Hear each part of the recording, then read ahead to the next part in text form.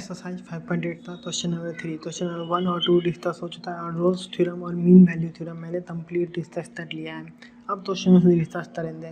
तो फंक्शन दिया है एफ सच दैट -5 से 5 तक रेंज डोमेन है और रेंज रियल नंबर है। डिफरेंशिएबल फंक्शन है ये।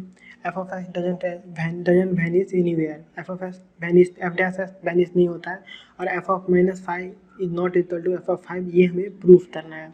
तो सबसे पहला चीज़ फंक्शन डिफरेंशिएबल है। फंक्शन डिफरेंशिएबल है, ये हमें दे दिया। फंक्शन इज डिफरेंशिएबल, ये दे दिया। इस तरह ये हम सब पता लगा लिया कि फंक्शन डिफरेंशिएबल है तो फंक्शन कंटिन्यूअस भी आता है। तो हमें पता है, ये मैंने आपको जनरलाइज टर्म में बोला था कि जो भी फंक्शन डिफरेंशिएबल है तो वो कंटिन्यूअस जरूर होगा, पर अगर कंटिन्यूअस है तो ऐसा जरूरी नहीं है कि वो डिफरेंशिएबल होगा ही होगा, पर डिफरेंशिएबल है तो वो कंटिन्यूअस होगा ही होगा, ये जरूरी है। फंक्शन इज कंटिन्यूअस हम लोग डायरेक्टली लिख सकते हैं। तो अब बाय मीन वैल्यू थ्योरम, यदि मीन वैल्यू थ्योरम में ही ना बाउंड्री लाइंस दोनों इक्वल नहीं होते हैं, देखिए रोल्स थ्योरम में तो F of a equal to F of b होता है, पर मीन वैल्यू थ्योरम में ही ना f of a is not equal to F of b होता। इस तरह मैं मीन वैल्यू थ्योरम ले रहा हूँ, उसी थ्रू मैं प्रूव करूँगा। ठीक है, बाय मीन वैल्यू थ्योरम सी एक क्रिटिकल पॉइंट है जो कि -5 और 5 के बीच में ही कहीं लाई करता होगा। F dash C equal to F of 5 -5 f of -5 upon 5 -5। ठीक है, ये हमारे पास आ गया। क्लियर है, तो हम लोग लिख सकते हैं 10 into F dash C equal to F of 5 minus of f of -5। ठीक है, और हमें ये भी दे ही दिया है कि F dash S doesn't vanish, यहाँ नहीं दिया था F dash S doesn't vanish, दिया है एनीवेयर, ये हमें पहले दे ही दिया है। तो मतलब हमें एफ डैश सी भी निकालना पड़ेगा। तो अब हम लोग एफ डैश सी कैसे निकालेंगे, जो हमें फंक्शन दिया है उसको डिफरेंशिएट करके निकालेंगे। तो फंक्शन हमारे पास क्या आया, 10 एफ डैश सी हमारे पास आया ना, यही अभी हमारे पास आया। तो 10 f dash C equal to 0, not equal to 0, तो हमें नॉट इक्वल टू 0 प्रूव करना है। F dash c not equal to 0, यही हमें प्रूफ करना है ना, हमें यही प्रूफ करना है, नहीं करना है बताओ। तो कहीं वैनिश हो ही नहीं जा रहा है, यहाँ पे पहले ही दे दिया एफ डैश डजंट वैनिश, मतलब जीरो हो जाए तो फिर तो वो खत्म हो जाएगा ना, पर खत्म नहीं हो रहा है, ये पहले ही बोल दिया कि एफ डैश डजंट वैनिश, मतलब अगर इक्वल टू 0 हो गया तो फिर तो वो खत्म हो गया, एफ डैश खत्म, एफ डैश सी खत्म हो गया। खत्म नहीं होता मतलब वैनिश नहीं होता, मतलब नॉट इक्वल टू 0 होगा। क्लियर है, तो हमने नॉट इक्वल टू 0 डाल दिया। तो अब F dash 10 into F dash C, तो यहाँ पे हम लोग क्या ले सकते हैं, F of 5 minus F of -5। तो F of 5 minus F of -5 is not equal to 0 हमारे पास आ गया। तो F of 5 equal to not equal to F of -5, ये हमारे पास आंसर आ गया। Hence proved F of 5 is not equal to F of -5। तो ये हमारा क्वेश्चन नंबर 13 हो गया, और यही हमें प्रूफ करने के लिए बोला भी था, हमने प्रूफ पहले कर दिया भाई। Exercise 5.8 question number 4, verify mean value theorem if f of s equal to s star -4s -3। Interval दिया है ए और बी के बीच में, ए की वैल्यू 1 है, बी का वैल्यू 4 है। गिवन है हमें फंक्शन जो है ये पोलिनोमियल फंक्शन है, F of S is polynomial, ये हमें पता है। तो पोलिनोमियल फंक्शन है, इससे हम लोग क्या कंक्लूड कर सकते हैं, एफ ऑफ एस कंटिन्यूअस जरूर होगा और डिफरेंशिएबल जरूर होगा, क्योंकि पोलिनोमियल फंक्शन जो भी होगा वो कंटिन्यूअस और डिफरेंशिएबल जरूर होगा। Polynomial, exponential, cos s, sin s, ये जो है हमारा है डिफरेंशिएबल जरूर होगा, और डेटेड इंटीजर फंक्शन डिफरेंशिएबल और कंटिन्यूअस नहीं होता। 10s डिफरेंशिएबल और कंटिन्यूअस नहीं होगा।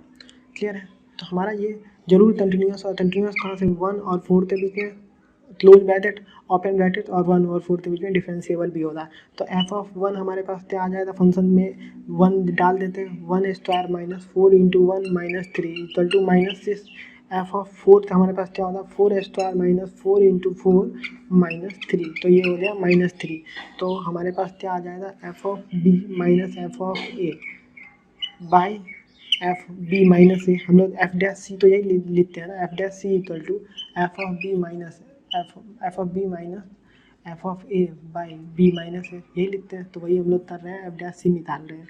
तो हमारा एफ ऑफ बी क्या है, बी तो यहाँ पे 4 हो जाएगा, एफ ऑफ ए हमारे पास क्या है 1 हो जाएगा, 4 -1, तो 4 हमारे पास क्या आ जाएगा -3 माइनस ऑफ -6 अपॉन 3, ये आ जाएगा हमारे पास 3/3 इक्वल टू 1, ये हमारे पास आ गया। तो मीन वैल्यू थ्योरम के रूल हमारे पास ये क्रिटिकल पॉइंट जो होगा 1 और 4 के बीच में लाई करेगा, ये भी हमें पता है। तो एफ डैश सी हमारे पास तीसरे इक्वल होता है F of B minus F of A by B minus A तो इक्वल होता है ना। तो एफ डैश सी हमारे पास F of B minus F of A by B minus A हमारा क्या आ गया 1 आया था, तो इक्वल टू 1 हम लोग लिख सकते हैं। अब फंक्शन जो गिवन है उसको डिफरेंशिएट कर देते हैं। हमारे पास देखिए फंक्शन क्या दिया हुआ था S square minus 4s minus 3, इसको डिफरेंशिएट करेंगे तो हमारे पास क्या आ जाएगा सी के टर्म में 2c माइनस 4 यही आएगा, क्योंकि बाकी माइनस 3 था वो तो जीरो हो जाएगा। हमारा फंक्शन था S square minus 4s minus 3, इसको डिफरेंशिएट किया तो आ गया 2c माइनस 4 और सी वाला टर्म 3 वाला टर्म तो जीरो हो गया। तो c इक्वल टू हमारे पास क्या आ गया, c इक्वल टू हमारे पास क्या आ जाएगा, यहाँ पे इक्वल टू जीरो नहीं 1 होगा, तो c इक्वल टू 415 5/2 हमारे पास आ गया। 5/2 है ये जो है ये इक्वल टू 2.5 हो जाएगा और ये 1 और 4 के बीच में लाई करता है। हाँ 1 और 4 के बीच में लाई करता है, मतलब हमारा मीन वैल्यू थ्योरम वेरीफाइड हो गया। मीन वैल्यू थ्योरम वेरीफाइड, हम लोग लिखते हैं mean value theorem verified. Exercise 5.8 the question number 5 verify mean value theorem if f of s equal to s cube minus 5s square minus 3s in the interval a or b where a equal to 1 और b equal to 3 find all c critical point है जो 1 और 3 के बीच में लाई करेगा f dash c equal to 0। हमें पता ही है मीन वैल्यू थ्योरम में f dash c equal to 0 दे दिया है, ठीक है।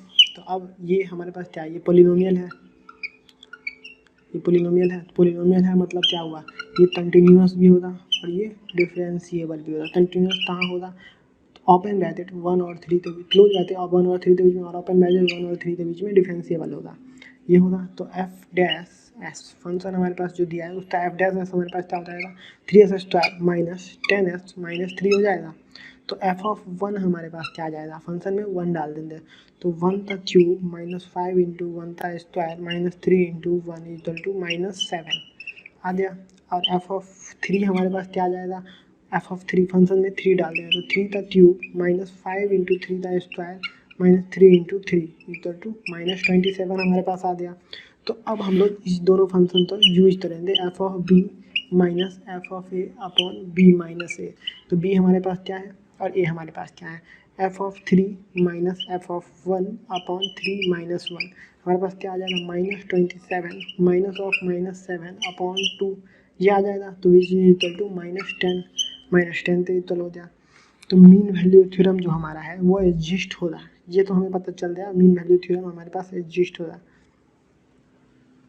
एग्जिस्ट तो होता वो कहाँ सी जो होगा वो 1 और 3 के बीच में लाई करेगा। सी जो भी ये क्रिटिकल पॉइंट हम लोग अभी लेट करेंगे वो 1 और 3 के बीच में लाई करेगा। क्रिटिकल पॉइंट क्यों लेट करेंगे, एफ डैश सी अभी निकालना है ना हमें, ये चक्कर नहीं दिले तो हमारा सी का वैल्यू क्या है, क्योंकि बोला है ना फाइंड ऑल सी जो 1 और 3 के बीच में लाई करता है, फाइंड ऑल सी जो 1 और 3 के बीच में लाई करता है, जितना भी सी है सब फाइंड करना है। तो सी तो इक्वल होता है F of B minus F of A upon B minus A तो इक्वल होता है। तो एफ डैश सी हमारा तो इससे इक्वल हो गया, एफ डैश सी हमारा माइनस 10 तो इक्वल हो गया, माइनस 10 तो इक्वल हो गया। तो फंक्शन हमारा जो है उसको डिफरेंशिएट करते हैं। फंक्शन क्या था S cube minus 5s square minus 3s, इसको डिफरेंशिएट कर देंगे 3s स्क्वायर माइनस एस तो जहाँ पे यहाँ पे सी है तो 3c square minus 10c minus 3 equal to minus 10 है।